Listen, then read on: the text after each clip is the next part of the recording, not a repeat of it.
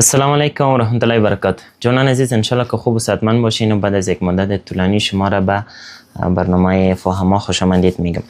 جوانان عزیز، ما مثل همیشه میفهمین که در رابطه با اون مسائل صحبت میکنیم که جایمه ما و جوانان ما روی زو گرم می باشن و اون مسیر روان می باشن و قضایای جدید می باشه که اکثرا متوجه امو عواقب و خوبی ها و بدی های از قضایا نمیشن. حالا کل حال جوانای عزیز، یکی از مسائلی که در این وقت ها بسیار از ما سوال میشه و امروز مواجه میشیم، میبینیم که جوانان به این مسیر روان هستن و به خاطر حتی درس میخوانن و سرمایه گذاری میکنن و از این طریق پول به دست میارن. اون مسئله ترید یا ارزهای دیجیتال هست یا هم بازار ارزهای دیجیتال. البته یک چیز اشتباه نشه که ما میخوایم همه جوانای ما به طرف ترید برن، یعنی به طرف تجارت برن، به طرف کاروبار برن، ولی این اصطلاحی که مشهور شده ترید به معنای کار و صرافی و تبادله ارزهای دیجیتال، این چیز نه. جوانای عزیز، اول خو ما یک نصیحت کوتاه بر شما ای را می داشته باشم که این کار هم منطقی هست و هم شرعی است. شما هر کار نو را، هر پدیده نو را که در جامعه ایجاد میشه، ظهور میکنه، و شما پیش از اینکه به او شروع کنین یا به او مسیر برین، شما اول برین یک کم مطالعه کنین، یک کم در اون مورد تحقیق کنین، ببینین که علما چی میگن، ببینین که بزرگا چی میگن، ببینین کسایی که تجربه دارن چی میگن. در مورد ترید یا ارزهای دیجیتال در مسائل فقهیش نمی پردازیم. شما میشه که برین نوشته ها و ویدیوهای استادها و علما را در این موارد ببینین. خیلی ساده، مثلا میشه شما برین به فیسبوک یا هم به یوتیوب از استاد مفتی احراری و یا هم از دکتر ممتاز را، فضل الله ممتاز را به شما ببینین که اونا در مورد ارزهای دیجیتال و ترید چی میگن و چی حرف سخنایی دارن.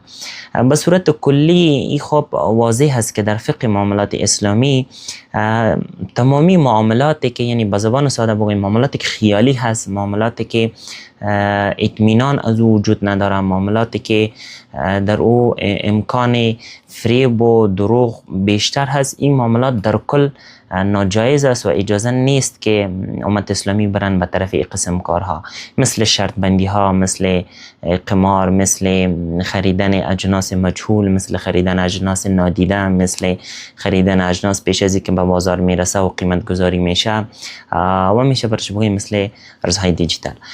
شما میشه در اونجا برین بسیار واضح آشکار از لحاظ دلیل و منطق و مسائل فقهی قضایا را مطالعه کنید.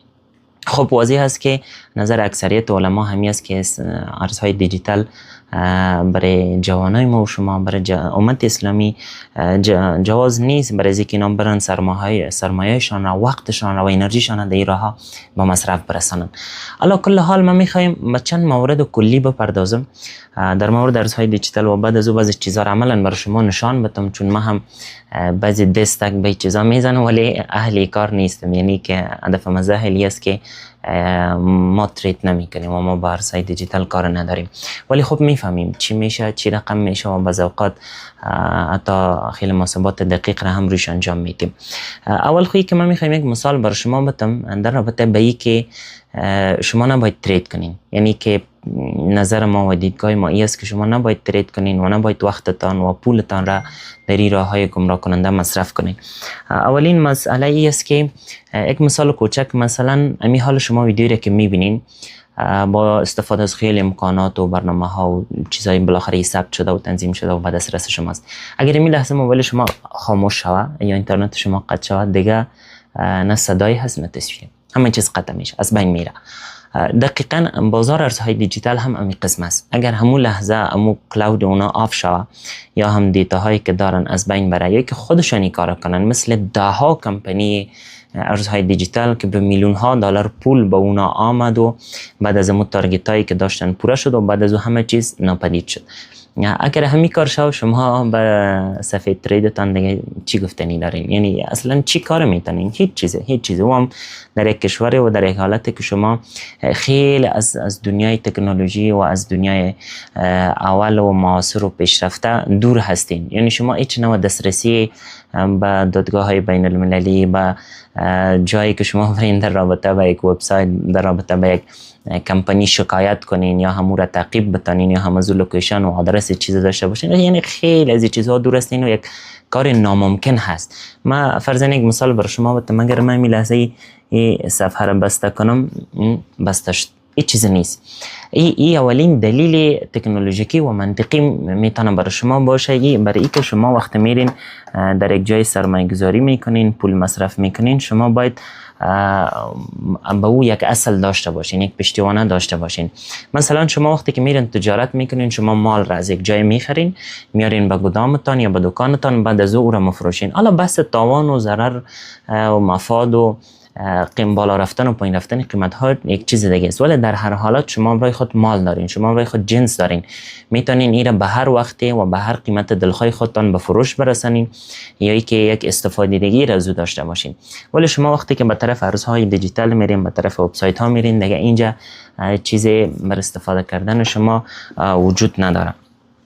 یعنی این اولین دلیل و بهترین دلیل به نظر من امی است که شما فکر کنین هوا را میخرین و کار شما به یک نحو کار شرطی هست. یعنی شما تصور میکنین، خیال میکنین که ما قدر مثال یک چیز را میگیریم، یک کتله کلان از ابرها را میگیریم و یا ابرها یک وقت کلان میشه و دوباره بر ما پول تولید میکنه و ممکن در خیلی از وقتهای کار نتیجه خوب بده، ممکن چیزی که شما محاسبه میکنین یا میخواین و بسیار خوب پیش بره، ولی حقیقت مسئله اون نیست. یعنی شما نمیتونین که به این شکل پیش برین.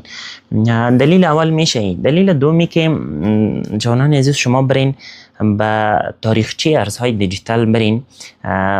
اصلا بحث بیت کوین را میمانیم یک جای دیگه و یک برنامه دیگه روی از خود صحبت کردیم. بعد ها ارز دیجیتال دیگه وجود داره که شما میتونین در او را سرچ کنین که تا بیشتر از 5 سال، 7 سال، 8 سال اونا دوام داشتن و میلیون ها دلار به او آمده. مردم بسیار اکانت های کلان در او داشتن، خوب پیش رفتن، برنامه ریزی کردن و بعد از اونا از او طریق بعد از اینکه به اون یک تارگت که داشتن به یک هدف که رسیدن، او وبسایت ها و صفحات همش مکمل بسته شده، از بین رفته. یک مثال خوب مثلا دوران دمی کابلام رواج شده بود میتامکس. میتامکس یک وبسایت کلاهبرداری بسیار ابتدایی و جالب بود ولی بسیار خوب رشد کرد، بسیار خوب رشد کرد. واقعا با او کسایی که کار پیش بردن ما میشه بگیم آفرینشان. برای اینکه کاتگوری بی سواد و جاهل را بسیار خوب و زود شکار کرد و خیلی پول ها را از اونها گرفت، خیلی زیاد پول ها را. من کسایی را میشناسم کنم موتر و طلا و خانه‌شان فروختن و دادن به میتامکس. علی کل حال این میتامکس یا هر وبسایت دیگه یا هر صفحه دیگه که برای شما می یک چیز را به شکل یک تصویر یا یک صفحه در اینجا فرضاً ببینین برای شما معرفی میکنه، او را به فروش میرسانه، دیگه تمام اینا چی هستن؟ یک مسئله هستن و یک قضیه هستن دیگه. بنان جان عزیز یک مسئله دوم ای که ما و شما از لحاظ شرایط زندگی که داریم، یعنی از لحاظ اقتصاد که داریم، از لحاظ فهم و دانش و جغرافیایی که هستیم، ما و شما در اون حد نیستیم که بیم خود با جوانای اروپایی برابر کنیم و به این قسم برنامه ها و گیم ها بریم. هدفم از این قسم برنامه ها و گیم های ای است که شما وقتی که میرین به طرف بازار ارزهای دیجیتال و یا چیز مثل از او، اکثرا من خیلی از جوانا را میشناسم، امروز میشینم صحبت میکنم، اونا فقط با مو یک 3 4 500 دلار یا کمتر یا زیادتر که دارن و او را به یک سختی و به یک نحو از خانواده گرفتن از یک جای قرض کردن ایرا میگیرن و میرن به طرف ارزهای دیجیتال مستقیم این پول را فکر کنین که به قمار مندازن. ببینین شرایط زندگی ما و شما جوانای افغان با این قدر چالش ها، مشکلات و خلاصه برنامه ها و عقبمانی هایی که داریم با شرایط زندگی یک جوانی اروپایی و امریکایی فرق میکنه. اول بحث اقتصاد است. اقتصاد ما و شما تو اونا خیلی تفاوت داره. اگر شما مثلا میین 500 یا 1000 دلار را میتین با یک صفحه خیالی با ارزهای دیجیتال، این 1000 دلار بر شما و بر خانواده شما بسیار پیسه است. شما میتونین با 1000 دلار خیلی کارها کنین، یک کسب و کار کوچک ایجاد کنین، یک میتونین یکی دو تا مثلا مالداری کنین، گوساله و گوسفند و بز و این چیزها خریداری کنین، یا میشه که با بازار تکنولوژی برین، یا میشه سر خود سرمایه گذاری کنین، برین درس بخونین، مهارت‌های نو یاد بگیرین، مثل از این خیلی کارهای دیگه. اما شما تمام این چیزها را میمانین و میرین کل پول و سرمایه که شاید یگانه چیزی که در دستت است همین باشه و میرین به یک قمار میندازی. این واقعا برای یک جوان قابل تاسف هست و در شأنش نیست که تمام زندگیش به قمار بزنه. ولی جوانای اروپایی که این کار میکنن، جوانای امریکایی که این کار میکنن، بر اونا 500-1000 دلار یک چیز بسیار خرد است، یک چیز بسیار کوچک است. یعنی اینطور فکر کنین که یک پول خریداری یک هفته شان هم شاید نباشه. اونا میاین با این پول این کارا را میکنن برای اخلاق و برای به اساس فرهنگ و دین و باور و اعتقادات اونا. یک گپ بسیار عادی است. 1000 دلار احیانا اگر بر اونا میسوزه هم کدام فرق نمیکنه، ولی برای شما بسیار یک ضرر و یک توان کلان را میرسانه. بنان یعنی ای که شایسته ما نیست، نه از لحاظ فرهنگی، نه از لحاظ اخلاقی، نه از لحاظ شرعی و نه از لحاظ منطقی که ما بیم به این بازارها و این برنامه ها را پیش ببریم.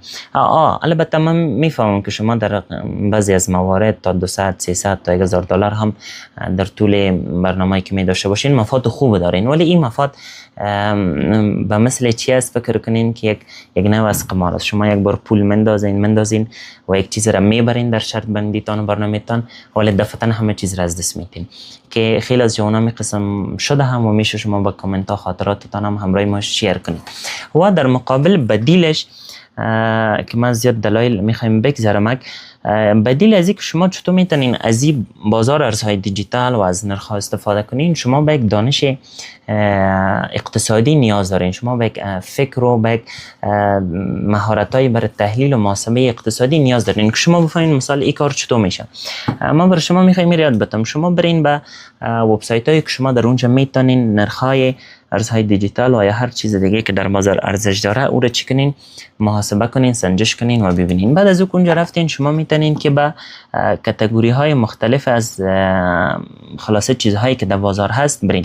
شما میشه که اونجا برین تمام کمپانی های بزرگ مثل اپل، سامسونگ، انویدیا، انتل، تسلا و یا امثال اینا رو چی کنین؟ تعقیب کنین و بعد از اون برین به طرف نرخ‌ها و قیمت‌ها از چیزهایی که ارزش واقعی دارن، مثل طلا، مثل نقره، مثل نفت و مثل کمپانی‌های تکنولوژی که بازار کدام اینا در حال رشد است و بازار کدام اینا در حال پایین آمدن هست. شما بعد از این گراف‌ها و با یک سلسله محاسبات و تکنیکایی که از یا تریک هایی که از استفاده کنین و بعد از او قیمت ها را جستجو کنین، ببینین که در بازار مثلا قیمت طلا چی رقم پیش میره، قیمت نقره چی رقم پیش میره، یا هم از نفت و یا هم از بازارهای تکنولوژی مثل میشه بگوییم سامسونگ، اپل و بعضی از کمپانی های دیگه که در بازار افغانستان هست.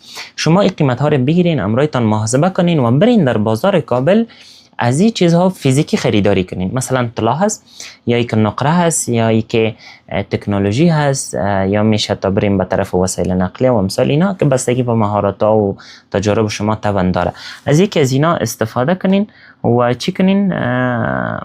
بعد از اینکه استفاده کردین نرخ و قیمت ها را دیدین، میشه که کم کم با مو پول کم که دارین برین به طرف سرمایه گذاری با استفاده از چی؟ از این صفحات و ارزهای دیجیتال دیگه. انشالله که جان عزیزی برای شما یک پیام شده باشه و یک دلیل برای شما رسانده باشیم.